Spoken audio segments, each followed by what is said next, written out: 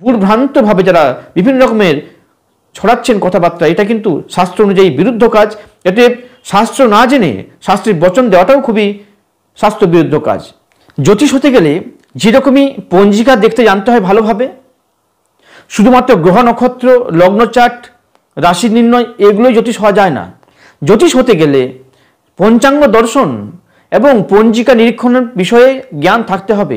সেরকমই পুরোহিত বা পণ্ডিত হতে গেলেও কিন্তু পঞ্জিকা নিরীক্ষণ এবং পঞ্চাঙ্গ বিষয়ে জ্ঞান থাকতেই হবে।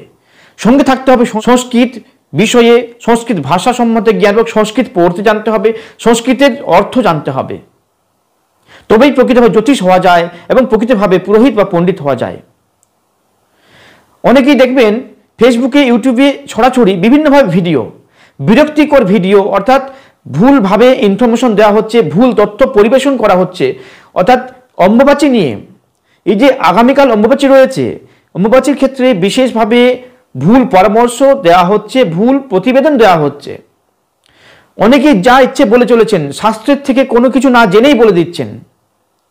বড় জ্যোতিষী হয়েছেন, বড় শাস্ত্রী হয়েছেন, বড় পণ্ডিত হয়েছেন ঠিক, কিন্তু শাস্ত্র কি জানেন? শাস্ত্র না জেনে শাস্ত্রী হওয়া যায়? জ্যোতিষী না জেনে, জ্যোতিষ বা পঞ্জিকা না জেনে জ্যোতিষী হওয়া যায়? তাহলে যদি জ্যোতিষী পঞ্জিকা ঠিক দেখতে জানেন, পঞ্জিকা সম্বন্ধে জ্ঞান থাকে, তাহলে কিন্তু এই তথ্য বা এই ভুলভাল তথ্য অবশ্যই দিতেন না। তার সঙ্গে যিনি পণ্ডিত্য কর্ম করছেন, পুরোহিত্য করছেন, তার মধ্যে যদি পঞ্জিকা জ্ঞান সঠিকভাবে থাকে, তাহলে কিন্তু উনি ওই বিষয় জ্ঞানগুলো না দিতেন, অর্থাৎ দিতেন না। জনসমক্ষে সোশ্যাল মিডিয়ার মাধ্যমে ভুল তথ্য পরিবেশন করা শাস্ত্রের বিরুদ্ধ কাজ। অর্থাৎ শাস্ত্র অনুযায়ী বলা দরকার। শাস্ত্রের বিষয়ে যখনই বলবেন, শাস্ত্রকে অনুসরণ করে বলতে হবে। অম্বুবাচী কথার অর্থ অম্ব যুক্ত ওয়াচি। অম্ব অর্থাৎ জল, ওয়াচি অর্থাৎ শুরু, অর্থাৎ জলের শুরু।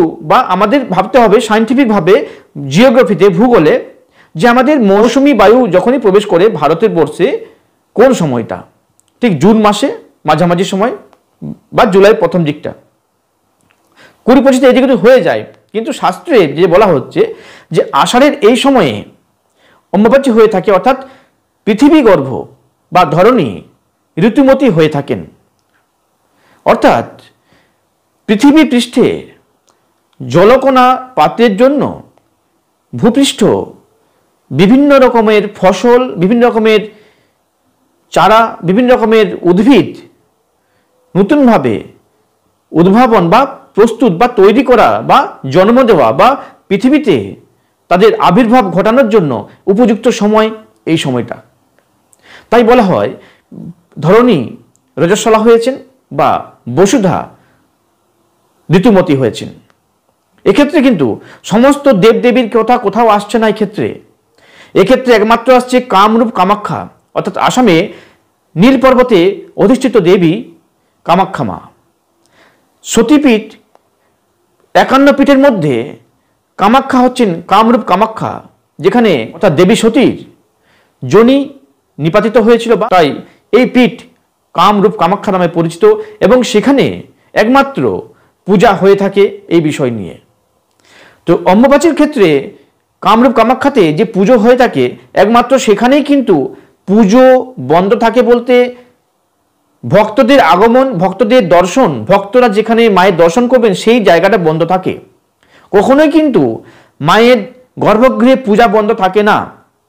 তাই তো এই সময়ে বিভিন্ন রকমের জ্ঞানী, যোগী, সন্ন্যাসী যারা রয়েছেন সাধনা মার্গে, তারা কিন্তু উপস্থিত হন এবং নিজের মতো করে মায়ের কাছে প্রার্থনা, সাধনা যা যা করার করতে থাকেন। 3 দিন ব্যাপী এই বন্ধ থাকে। 3 দিন ব্যাপী গর্ভগৃহে মা পূজিত হন। সেটা হচ্ছে সবার আড়ালে, অর্থাৎ দর্শক বা ভক্তদের আড়াল করে বিশেষভাবে পূজা করা হয়ে থাকে। কখনোই পূজা বন্ধ হয় না, বিশেষভাবে পূজিত হয়ে থাকেন। এতে এখানে শাস্ত্রে বলা হচ্ছে সমস্ত দেবদেবীর ক্ষেত্রে নয়, একমাত্র কামরূপ কামাখ্যার ক্ষেত্রে কিন্তু এই পূজা হয়ে থাকে এবং ভক্তদের জন্য 3 দিনের জন্য দরজা বন্ধ থাকে এবং গর্ভগৃহে মা কামাখ্যা মা পূজিত হন তার ভক্তদের দ্বারা, তার সেবা যারা করেন তাদের দ্বারা পূজিত হন, অবশ্যই হন এবং বিশেষভাবে পূজিত হন। এই সময় মানা হয়ে থাকে যে মা কামাখ্যা রজস্বলা হন, সেক্ষেত্রে 3 থেকে 4 দিন যে সময়টা এখানে বন্ধ থাকে মন্দির, কিন্তু পূজা চলতে থাকে। কিন্তু এই তথ্য সবাই কিন্তু ভুলভাবে প্রদর্শন করছেন। বাড়িতে মন্দির, আপনার পাড়ার মন্দির, গ্রামের মন্দির, সমস্ত মন্দির, বিশেষ করে দেবী মায়ের মন্দিরগুলোকে বন্ধ করার জন্য, লাল কাপড় দিয়ে ঢাকার জন্য আপনারা যে নির্দেশ বা আপনাদের যে অনুমতি বা পরামর্শ দিচ্ছেন, সেটা কিন্তু খুবই শাস্ত্র অগ্রাহ্য ব্যাপার। শাস্ত্রে কিন্তু এটা কখনোই বলা নেই যে সমস্ত দেবদেবীর ক্ষেত্রে এই অম্বুবাচীর প্রভাব আসবে। এক্ষেত্রে একমাত্র বসুধা বা ধরণী পৃথিবীর ক্ষেত্রে এবং একমাত্র কামাখ্যা, কামরূপ কামাখ্যা, সেখানে কিন্তু এটা প্রযোজ্য। কিন্তু আবারও বলি, কামরূপ কামাখ্যাতে কিন্তু কখনো পূজা বন্ধ হয় না, পুজো হতে থাকে। একমাত্র দর্শকদের দর্শন, দর্শকদের জন্য, ভক্তদের জন্য দর্শনের জায়গা সেটা ক্লোজ থাকে। এইভাবে আমাদের যত প্রাচীন মন্দির রয়েছে, যত দেবী মন্দির রয়েছে, সমস্ত দেবী পুজো তো কিন্তু হতেই থাকে। আপনি দক্ষিণেশ্বর যান, কালীঘাট যান, রাজরাপ্পা যান, এরকম যত পুরনো মন্দির রয়েছে, সব মন্দিরে কিন্তু ওই দিনগুলোতে পুজো হতে থাকে। সেখানে কোনো পুজোর বাধা হয় না, পুজো বন্ধ থাকে না। শাস্ত্রে বলা হচ্ছে, যারা সাধনা মার্গে রয়েছেন এবং গৃহে বাস করছেন, সবাইকে নিয়ে বসবাস করছেন, কিন্তু বাড়িতে অধিষ্ঠাত্র দেবী রয়েছেন, পূজিত হচ্ছেন প্রতিনিয়ত, তাদের ক্ষেত্রে বলা হয়েছে আপনি কিন্তু পুজো বন্ধ করবেন না। এক্ষেত্রে বলা হয়ে থাকে আপনার নিত্য পুজো কখনো বন্ধ হবে না, আপনার বাড়িতে প্রতিষ্ঠিত দেবতার পুজো কখনোই বন্ধ হবে না। যদি বন্ধ হয়ে থাকে তাহলে তার নিয়ম হচ্ছে শাস্ত্র অনুযায়ী 100 বার ষোড়শ উপচারে পুজো করতে হবে। যেদিনই পুজো শুরু করবেন ষোড়শ উপচারে পুজো হবে 100 বার, তবেই সেটা আপনার যে পুজো বন্ধ হওয়ার যে শাস্ত্র বিরুদ্ধ কাজ সেটা কিন্তু সমাপন হতে পারে। কিন্তু শাস্ত্রে কখনো বিধান নেই যে আপনার ক্ষেত্রে পুজো বন্ধ রাখতে হবে। দেবের ক্ষেত্রে তো নয়, কোনো দেব মন্দির তো বন্ধ থাকবে না, দেবীদের ক্ষেত্রেও নয়, কোনো মন্দিরই বন্ধ থাকবে না। আপনি পুজো করতে পারবেন এবং পুজোর বিধি অনুযায়ী করতে পারবেন, নিত্য পুজো অবশ্যই করতে পারবেন, কোনো বাধা নেই। একমাত্র যেসব কাজগুলো বন্ধ থাকার কথা বলা হয়েছে শাস্ত্রে, ভূমি কর্ষণ বা ভূমি খনন, এইগুলো বাধা, এবং অকারণবশত ভূমির ওপরে খনন কার্য করা, এগুলোকে বন্ধ রাখার শাস্ত্র অনুযায়ী বলা হয়েছে। বা চাষের জন্য ভূমি কর্ষণ করা বা চাষ দেওয়া জমিতে, সেটাও বন্ধ থাকবে ওই দিনের জন্য, কদিন 3 দিনের জন্য কমসে কম। কিন্তু আপাতকালীন কোনো সমস্যার জন্য, ধরুন বন্যা পরিস্থিতি হয়েছে, বাঁধ ভেঙে গেছে, তাহলে কিন্তু মাটি খনন করতেই হবে।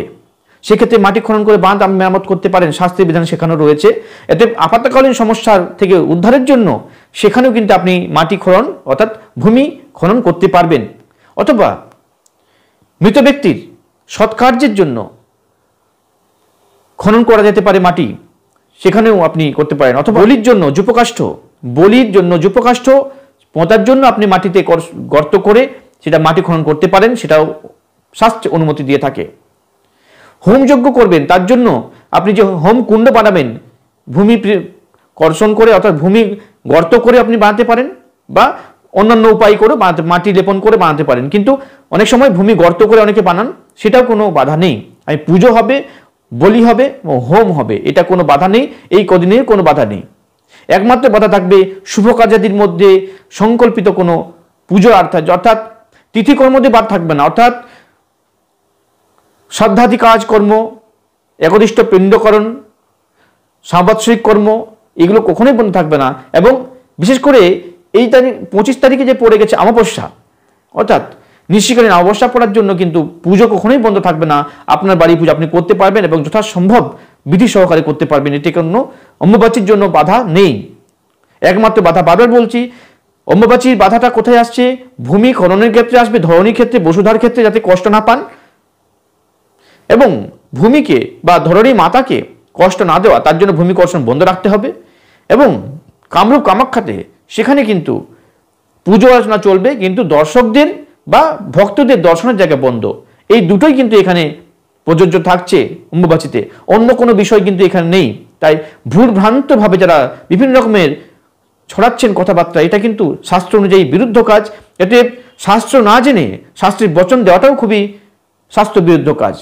আগে ভালো করে শাস্ত্র জানুন, শাস্ত্র না জেনে শাস্ত্রের বিষয়ে বলাটা খুবই শাস্ত্র বিরুদ্ধ কাজ। আপনারা নিজেরাকে খুবই পণ্ডিত মনে করছেন বা বড় বড় জ্যোতিষ মনে করছেন, কিন্তু ভুল তথ্য প্রদর্শন করছেন, ভুল তথ্য নিবেদন করছেন। এটা কিন্তু জনসাধারণের কাছে শাস্ত্র বিষয়ে, হিন্দু শাস্ত্র সম্বন্ধীয়, সনাতনের শাস্ত্র সম্বন্ধীয় একটা ভুল ইনফরমেশন যাচ্ছে, তার জন্য কিন্তু মানুষ ব্যতিব্যস্ত হচ্ছে, দ্বিধাগ্রস্ত হচ্ছে, কি করবে কি না। এই যে একটা দুমনা ভাবে, বিড়ম্বনাতে পড়ছে, দ্বিধাগ্রস্ত ভাবে পড়ছেন।